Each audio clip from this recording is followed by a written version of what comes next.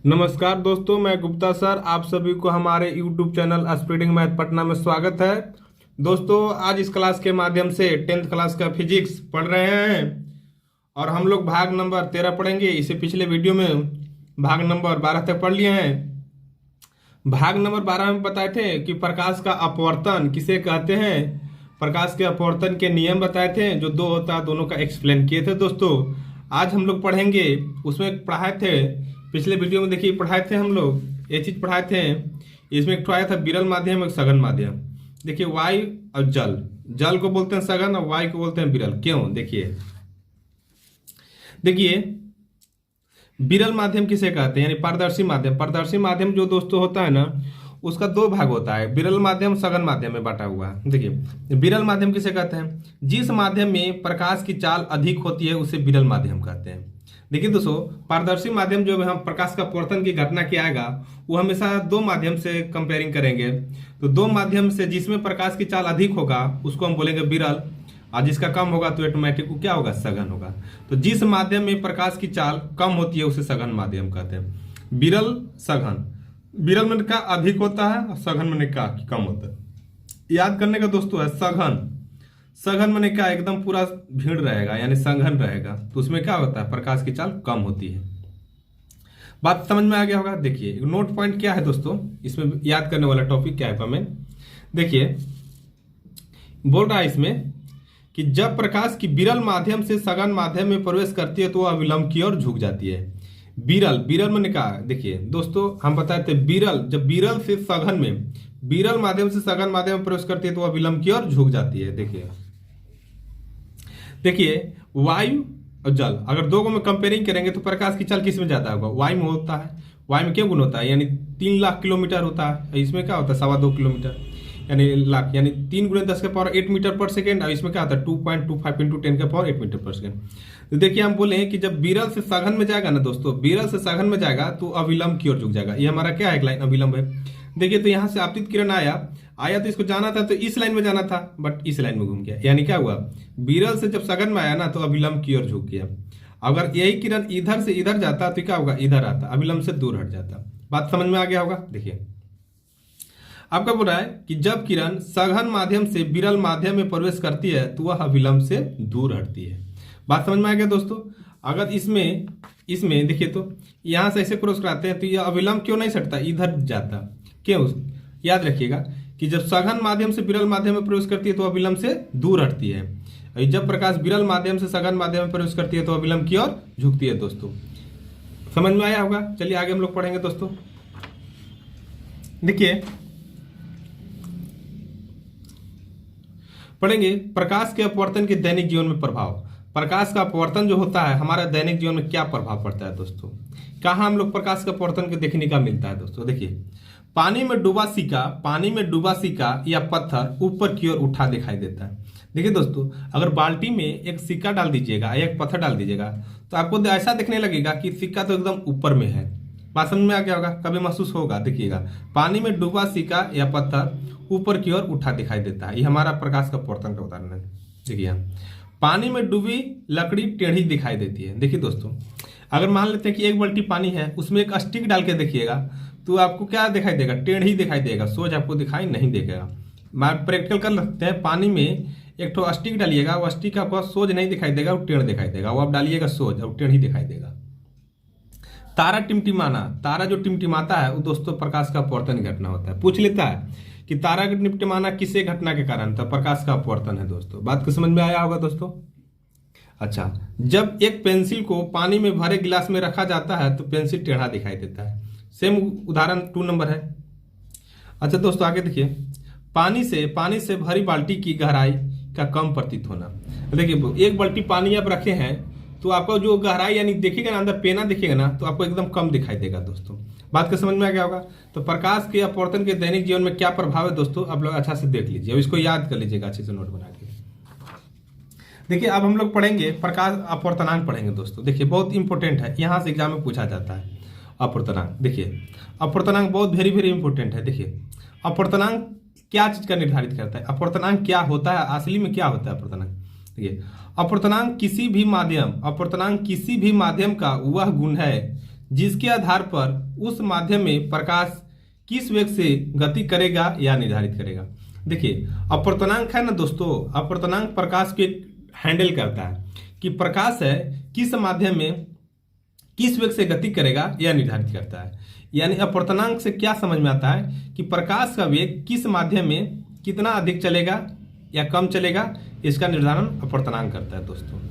तो देखिए यही मैं बोला, किसी माध्यम का निर्वात या वायु में सापेक्ष आवर्तन निम्न सूत्र द्वारा किया जाता है। देखिए अगर हमको बोलेगा कि अपर्तनांक बताइए किसी माध्यम का अपर्तनांक निकालने के लिए, तो अपर्तनांक निकालने के क्या फॉर्मूला है। देखिए अपर्तनांक हमेशा इसको बोलते हैं म्यू, इसको क्या पढ़ेंगे, म्यू पढ़ेंगे दोस्तों, इसको पढ़ेंगे म्यू, इसको म्यू। यानी निर्वात में प्रकाश की चाल और माध्यम में प्रकाश की चाल। निर्वात में प्रकाश की चाल यानी सी से, माध्यम में प्रकाश की चाल भी से। तो सी में प्रकाश की चाल है, सी के पर ऑटोमेटिक है, सी जो प्रकाश की चाल होता है ना 3 × 10⁸ मीटर पर सेकेंड होता है दोस्तों। तो आपसे पूछ लेगा कि माध्यम का अपर्तनांक का फॉर्मूला बता दीजिएगा, तो क्या होगा, निर्वात में प्रकाश की चाल बटा में माध्यम में प्रकाश की चाल। एक तो हमारा निर्वात फिक्स रहेगा कि एक निर्वात दिया रहेगा, और दूसरा हमको माध्यम दे रहेगा। जो हमसे पूछे वायु का, जल का, कुछ पूछे तो यहां से कर लेंगे दोस्तों। देखिए अब ये अपर्तनांक अगर किसे कहते हैं, कोई पूछ ले कि अपर्तनांक किसे कहते हैं, तो ये लिख दीजिएगा कि अपर्तनांक किसी भी माध्यम का वह गुण है जिसके आधार पर उस माध्यम में प्रकाश किस वेग से गति करेगा या निर्धारित करता है, उसे ही अपर्तनांक कहते हैं। बात समझ में आएगा। अब देखिए कुछ माध्यमों का अपर्तनांक, ये बहुत वेरी इंपॉर्टेंट है, एग्जाम यहाँ से पूछ लेता है। बोलता है कि हीरा का अपर्तनांक कितना होता है, तो 2.42 होता है दोस्तों। हीरा का अपर्तनांक कितना होता है, तो 2.42। दशमलव के बाद अलग अलग करके पढ़ते हैं, तो 2.42 हीरा का अपर्तनांक 2.42। वायु का अपर्तनांक 1.0003 होता है। जल का अपर्तनांक 1.33 होता है। बर्फ का अपर्तनांक कितना होता है, 1.31 होता है। बर्फ का अपर्तनांक 1.31। क्राउन कांच का 1.52। दोस्तों ये 4 को 5 को बहुत वेरी इंपॉर्टेंट है एग्जाम में। ये 3 को तो हमेशा एकदम याद होना ही चाहिए, 3 को तो कम से कम याद होना चाहिए। एक खास बात क्या है कि जो हीरा का अपर्तनांक है ना सबसे ज्यादा होता है। बोल देगा कि किसका सबसे ज्यादा अपर्तनांक होता है, तो हीरा का। सबसे कम अपर्तनांक किसका होता है, तो वायु का। याद रखिएगा, सबसे कम में वायु का अपर्तनांक होता है, सबसे ज्यादा हीरा का अपर्तनांक होता है। देखिए दोस्तों इस पर आधारित हम अभी अपर्तनांक बताएं। अपर्तनांक का फॉर्मूला निर्वात में प्रकाश की चाल, माध्यम प्रकाश की चाल, यानी फॉर्मूला μ/c/v, इस पर आधारित एक हम प्रश्न कर लेंगे दोस्तों।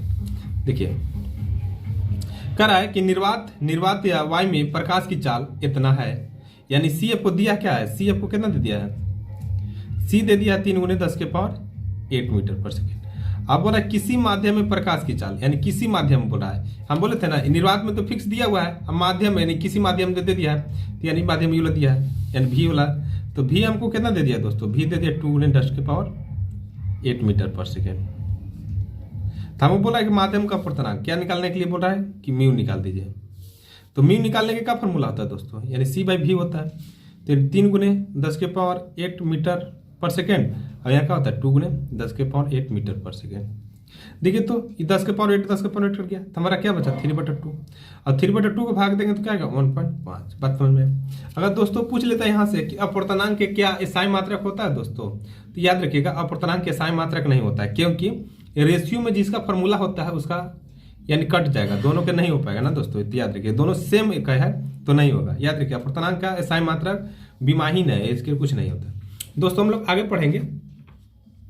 ये देखिए दोस्तों ये 5 नंबर का आपका क्वेश्चन है दोस्तों, यहाँ से एग्जाम में हमेशा पूछा जाता है, ये 5 नंबर के देता है। देखिए क्या बोल रहा है, देखिए कांच की एक आयताकार स्लैब, स्लैब यानी पट्टिका, देखिए यानी पट्टिका दिखाई दे रहा है।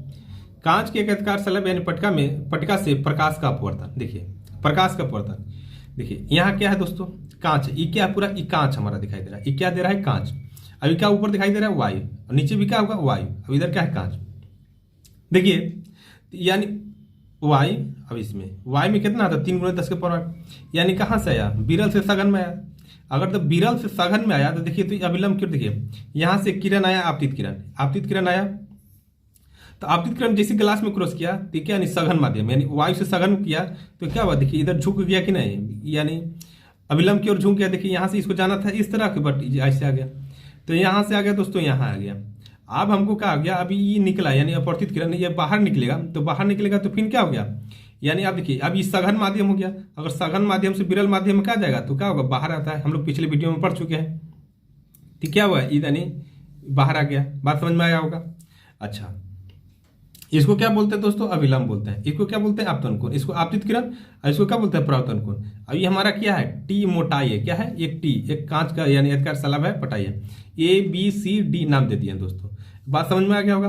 देखिए यानी ये बिरल है, बिरल से सघन में आएगा तब विलंब की ओर झुक जाएगा, बिरल से सघन में आएगा तब विलंब की ओर झुक जाएगा, और सघन से बिरल में जाएगा। अगर सघन माध्यम से बिरल माध्यम में जाएगा तो क्या होगा? अविलंब से दूर हट जाएगा। बात समझ में आ गया होगा। इस तरह का फिगर बनाना होगा दोस्तों। आगे देखिए हम लोग पढ़ते हैं इसमें। अब जो ये फिगर में दिया हुआ है ना दोस्तों, वही चीज हम आपको यहाँ थ्योरी में लिखे हैं। देखिए देखिए क्या कर रहा है। टी मोटाई की एक आयताकार कांच की स्लैब ABCD लेते हैं। देखिए टी मोटाई की एक आयताकार कांच की स्लैब ABCD लेते हैं। देखिए हमको टी मोटाई यहाँ दे दिया है दोस्तों, टी मोटाई दे दिया है, और टी मोटाई जो दिया है ना, एक आयताकार स्लैब है जिसके ABCD नाम लेते हैं। देखिए किरण PQ, क्या दोस्तों? किरण। देखिए हमारे यहाँ का है किरण PQ। देखिए किरण PQ है ना, किरण क्या है? PQ कांच की पटका के फलक AB पर आपतित होती है। देखिए कांच की फलक है AB पर आपतित होती है। ठीक है दोस्तों, आपतित होती है। यह वायु यानी विरल माध्यम से कांच यानी सघन माध्यम में प्रवेश करती है तो अतः अविलंब n डैश की ओर झुक जाती है। बोल रहा है कि जब यहाँ से AB स्लैब पर प्रवेश करती है तो क्या, यानी यह विलंब की ओर झुक जाती है, अर्थात यह अपवर्तित होती है। यह अपवर्तित किरण कांच की पटका फलक CD पर आपतित होती है और यह सघन माध्यम से विरल माध्यम में प्रवेश करती है, जिसे यह अविलंब M डैश से दूर हट जाती है और RS किरण के रूप में निर्गत होती है। दोस्तों बात को समझ में आ गया होगा हम क्या बोल रहे थे। ये चीज पहले फिगर पढ़ लीजिएगा, और नीचे जो ये चीज है ना, इसको पढ़िएगा, अच्छा से समझ में दोस्तों आ जाएगा। ऐसा हम फिगर में पढ़ा चुके हैं। देखिए इसी में एक और आगे है, देखिएगा। फिन कह रहा है कि देखिए आपतित किरण PQ, फिन क्या बोल रहा है दोस्तों? आपतित किरण, यहाँ देखिए आपतित किरण PQ, निर्गत किरण RS। क्या दोस्तों बोल रहा है? निर्गत किरण RS। ठीक है दोस्तों, यहाँ पे इसको नाम दे दीजिएगा, यहाँ पर RS दे दीजिएगा। क्या दे दीजिएगा? यहाँ RS।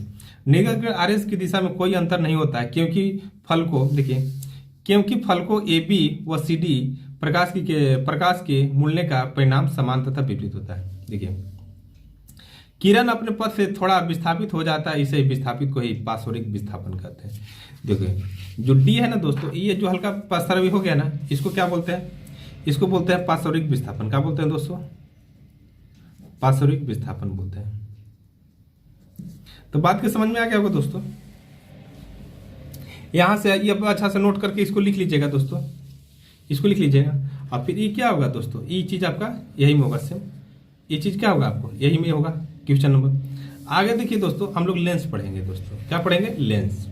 देखिए बहुत इंपॉर्टेंट है लेंस, नया टॉपिक है लेंस। देखिए लेंस किसे कहते हैं? लेंस किसे कहते हैं और उनके प्रकार को लिखे। ठीक है, लेंस किसे कहते हैं और उनके प्रकार को लिखे। देखिए करेक्ट लेंस। देखिए दो पृष्ठों से घिरा हुआ कोई पारदर्शी माध्यम, पारदर्शी जिसमें प्रकाश पार हो जाता है ना दोस्तों, दो पृष्ठों से घिरा हुआ कोई पारदर्शी माध्यम जिसका एक या दोनों पृष्ठ गोलीय हो, उसे क्या कहते हैं? उस लेंस कहते हैं ना। देखिए लेंस, देखिए एक तो इस तरह का होता है। देखिए दोस्तों ये हमेशा क्या है? पारदर्शी माध्यम। एक इस तरह का होता है दोस्तों, देखिए एक तो इस तरह का होता है, एक तो इस तरह का होता है। बात को समझ में आ गया। इस तरह का जो लेंस रहेगा दोस्तों, देखिए यानी क्या होगा? बीच में मोटा, किनारे पर पतला, उसको उत्तल लेंस। यानी बीच में पतला, किनारे पर मोटा, अवतल लेंस। अभी इस तरह का रहेगा तो समतल उत्तल लेंस और समतल अवतल लेंस। देखिए दोस्तों 10th में हम लोग ये दो लेंस का पढ़ेंगे। 10th में कौन कौन पढ़ेंगे? ये दो को पढ़ेंगे, उत्तल लेंस, अवतल लेंस। अवतल लेंस की याद रख लीजिएगा माइंड में कि बीच में अवतल यानी बीच में पतला, उत्तल बीच में मोटा। तो समझ में आ गया होगा दोस्तों। अगर वीडियो अच्छा लगे तो चैनल को सब्सक्राइब कर दीजिएगा, और आगे पढ़ाएंगे उत्तल लेंस, अवतल लेंस किसे कहते हैं, इसके बारे में बताएंगे दोस्तों। Thank you.